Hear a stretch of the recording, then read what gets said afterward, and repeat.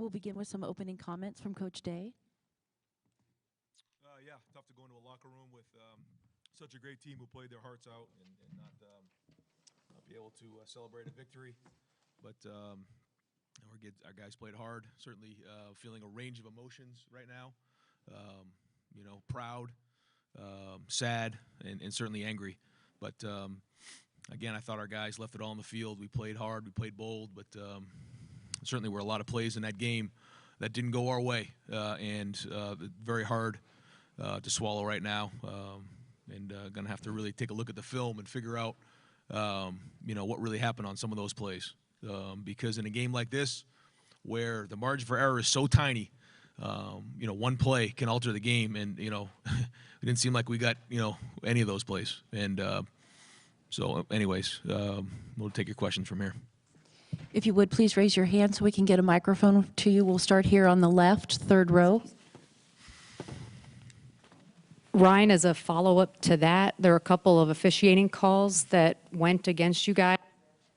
Controversial.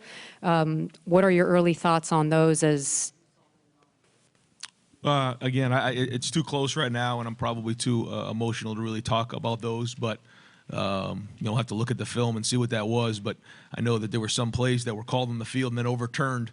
And when they overturn it, there has to be undisputable evidence. And if that's what they deemed it was, just it's going to be something we'll have to take a look at. But the thing about those plays were certainly the catch that was returned for a touchdown was such a huge play in the game. The play with Sean Wade, that was a fourth down play. That was such a huge play in the game.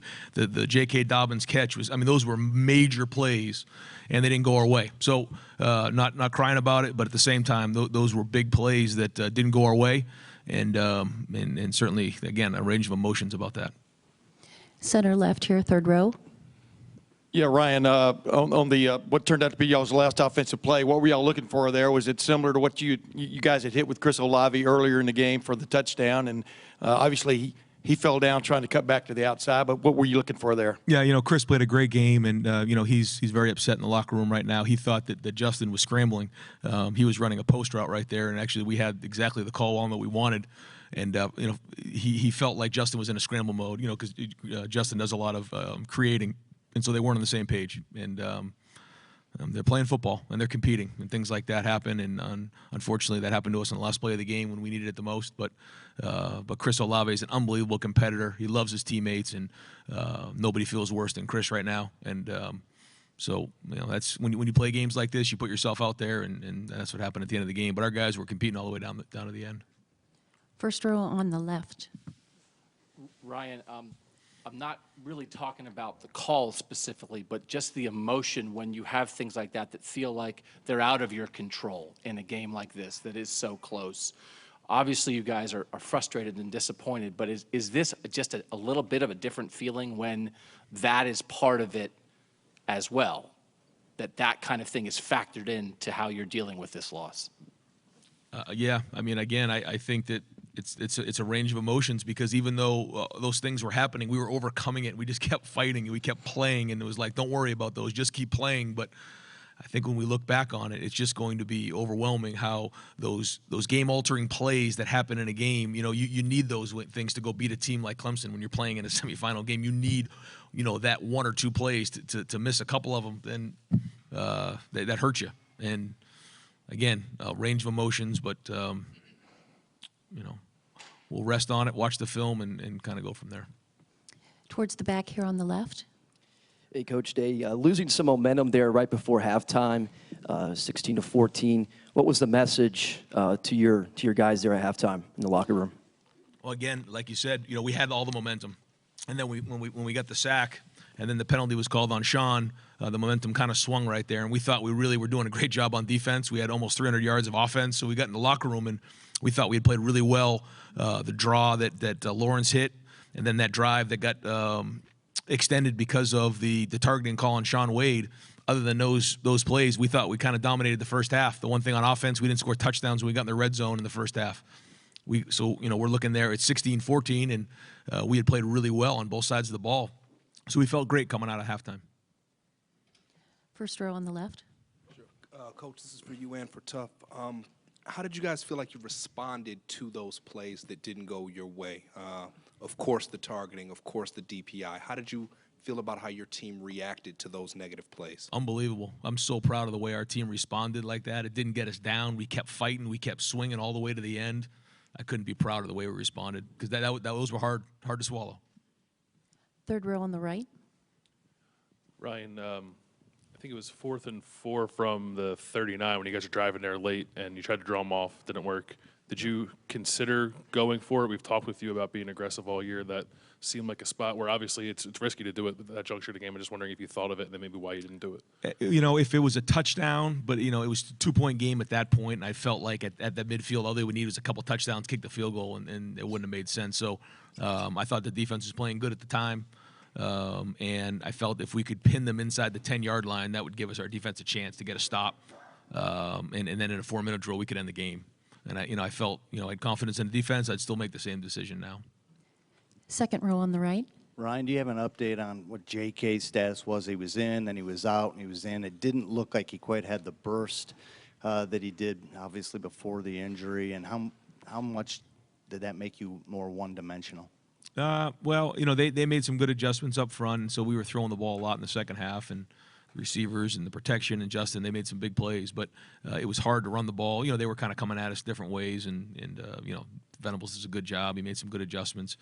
But, yeah, he got an ankle there, and he had to fight through that. He got it taped up. He came in. He came out. He was really working through that. But I think it did affect his play a little bit. He didn't have that, like you said, explosion. A couple of those first, runs in the first half, he came out the back end of those things. He looked powerful. But what a gritty performance by him to come back in the game and play. We'll go to fourth row on the right, and then to the left, and then to Tim. Ryan, right here.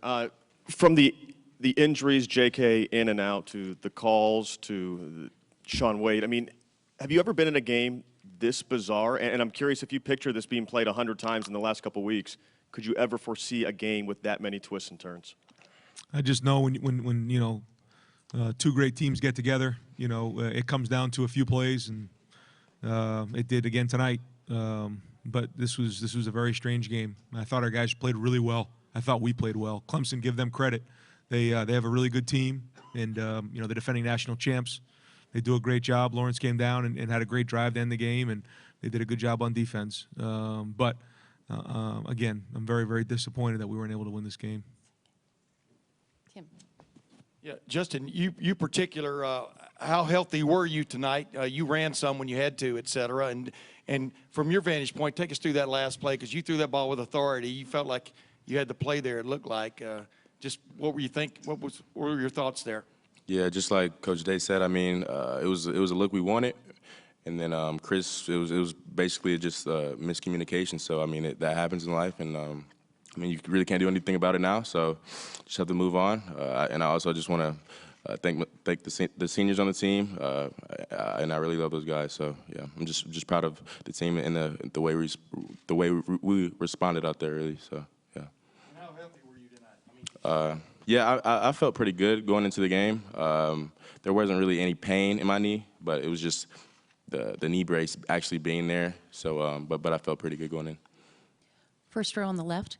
Ryan, when you guys got the penalty going after the punt, was that a call to go after that? And what were you hoping? Well, we were trying to be aggressive, and we thought we could get after the punt, and we've done a good job of staying off the punter and being aggressive, and we didn't dare. So that was a big play in the game as well. And not to go over the same point again and again, but this is so important. Do you sit here sort of feeling like we should have won?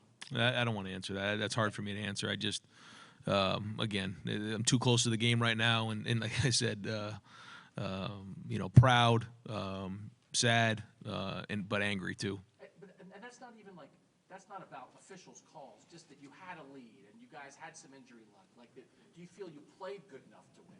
Yeah, I do. Yeah, it wasn't good enough in the end, but we were right there. It wasn't like we didn't. Our guys didn't play hard. Our guys didn't execute well. We didn't make big plays. We did all those things, and it just came up short in the end. But we were right there all the way to the end, and I mean that's the way it goes. Third row on the right. Ryan, you talked earlier this week about not wanting the journey with this team to end. you just went into a losing locker room for the first time as a head coach. I'm just wondering how much that was in your mind. I know there's a lot of things that happen that are frustrating, but are you able to, I don't know, I guess maybe appreciate's the wrong word, but reflect on the journey you guys did have to get to this point? Yeah, even too if this close isn't to the it. way- There's just a lot of tears, a lot of disappointment, a lot of people angry in that locker room right now. Be honest, a lot of throwing helmets, a lot of just can't believe it's over. And so, you know, what do you say to a bunch of guys like that other than that you love them, and that the older guys and seniors have left a legacy, and the younger guys have to learn from it. And you know, we'll wake up in the morning, the sun will come up, and we'll regroup. Last question with Tim. Yeah, I've got one for Ryan and one for Tuff. Ryan, do you feel like settling, it may not be the right word, but settling for 3 field goals there in the first half when y'all clearly had the momentum? When you clearly had the momentum, how, as you look back on it now, obviously it's easy in retrospect, but how much of a killer was that in some respects? Yeah, that was tough. That was tough. No, if you score touchdowns there, then that's huge. And man, the one to J.K. that they called a touchdown first, and then they overturned. That was a tough one. That was 4 points there. And then you know, the one to Austin in the back of the end zone, we just missed there. I mean, you know, when you're playing against a good defense, things like that happen. And you know, I thought we made some good calls. The one to KJ there, you know, we had, and it just, you know, Justin got scrambled a little bit, so we were just a little bit off. And but you know, the screen too, you know, the screen. Oh my goodness, yeah, the screen. Yeah, so it was that game, that kind of game. And again, when you're playing against great teams, things like that happen. Hey, Tuff, you weren't necessarily on the field for all these plays, but you guys had kind of put the big play bugaboo behind you this year and stuff, but they did hit some gash plays there. It was strange. What do you think kind of went wrong there from a, I don't know, concentration standpoint or whatever? And did Lawrence surprise you a little bit with his running tonight? No, I mean, give Clemson a lot of credit. You know, they got a lot of good players. They made plays. And then, not as far as Lawrence running, not really a huge surprise. We kind of saw that on film. Extending plays and being able to find open guys. So, you know, credit to them. Thank you. This concludes the Ohio State press conference. Thank you to Coach Day and Ohio State.